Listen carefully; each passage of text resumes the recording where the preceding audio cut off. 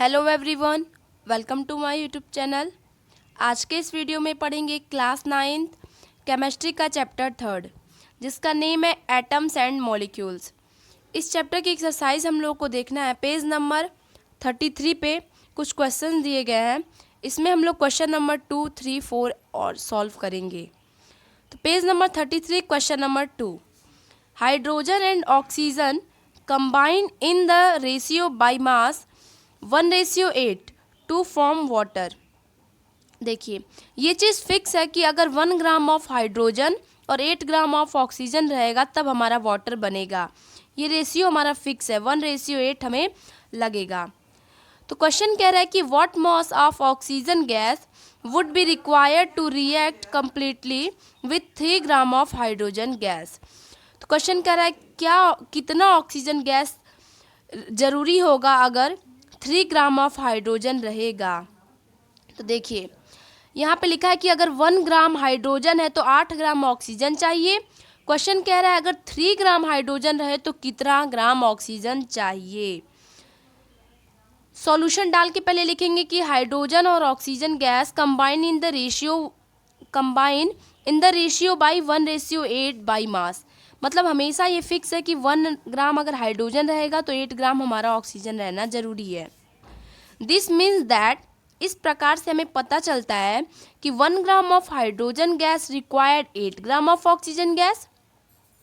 ये सॉल्यूशन लिखने का मेथड है कि आप लिखेंगे कि 1 ग्राम हाइड्रोजन गैस को 8 ग्राम ऑफ ऑक्सीजन गैस ज़रूरत है। सो क्वेश्चन क्या कह रहा है कि 3 ग्राम ऑफ हाइड्रोजन गैस को कितना रिक्वायर्ड होगा ऑक्सीजन।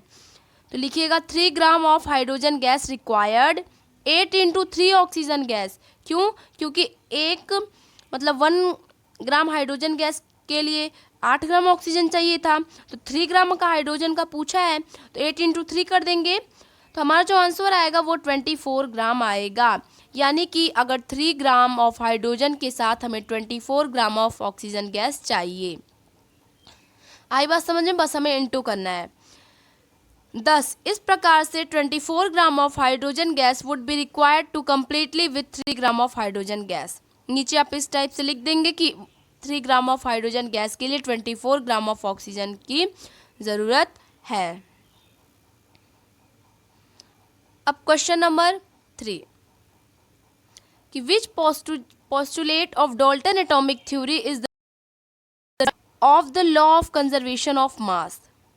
देखिए लॉ ऑफ कंजर्वेशन मास हम लोग चैप्टर में पढ़े थे। इसमें बताया गया था कि जो एटम के मास होते हैं वो तो ना तो क्रिएट होते हैं ना डिस्ट्रॉय होते हैं, ठीक है। तो ये एक डाल्टन एटॉमिक नाम के जो साइंटिस्ट रहे हैं वो अपनी थ्योरी में भी बात कहे हैं ये बात, ठीक है। तो यही क्वेश्चन कह रहा है कि वो कौन सी ऐसी पोस्टुलेट नंबर बताइए। डाल्टन एटॉमिक थ्योरी हमारे क्लास 9th वाली बुक में 6 थ्योरी दी गई हैं। तो उस 6 थ्योरी में से कौन सी ऐसी थ्योरी है जो कि लॉ ऑफ कंजर्वेशन ऑफ मास के बारे में बताती है। लॉ ऑफ कंजर्वेशन ऑफ मास क्या होता है? वो यही होता है कि मास कैन नॉट बी क्रिएटेड, ना मास कभी बनता है ना मास कभी डिस्ट्रॉय होता है।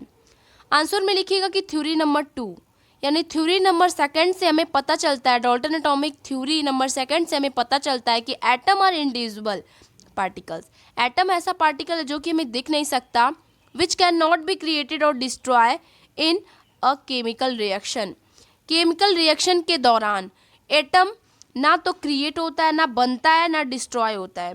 जितना आप रिएक्टेंट में यूज़ करेंगे, जितना आप प्रोडक्ट बनाने के लिए यूज़ करेंगे उतना ही प्रोडक्ट निकलेगा, ना तो उसमें कम होगा ना तो उसमें ज़्यादा होगा। ये थ्योरी नंबर 2 कहती है। 4 है कि which postulate of Dalton atomic theory can explain the law of definite proportion. Question same है, बस पूछ रहा है कि लॉ ऑफ डेफिनेट प्रोपोर्शन को कौन सा पोस्टुलेट बताता है। तो पहले आप लॉ ऑफ डेफिनेट प्रोपोर्शन जान जाइए कि यही होता है कि जो भी जैसे 1:8 हम लोग पढ़े हैं ना, ये चीज़ फिक्स रहेगा। कोई भी एलिमेंट किसके साथ कंबाइन कर रहा है उसका रेशियो फिक्स होगा, ठीक है। ये चीज़ हमें थ्योरी नंबर 3 में बताई जा रही है।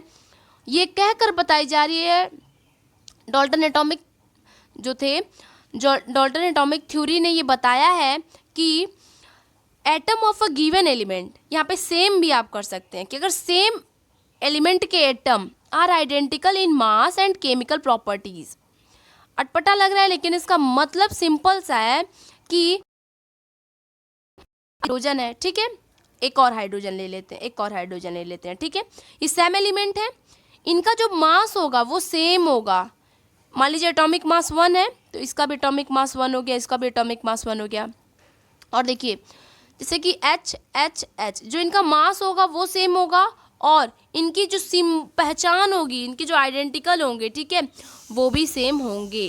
कहने का मतलब कि जो एटम ऑफ एन एलिमेंट एक तरह के अगर एलिमेंट हैं तो सबका सेम मास होगा, सब एक तरह से दिखेंगे, ठीक है।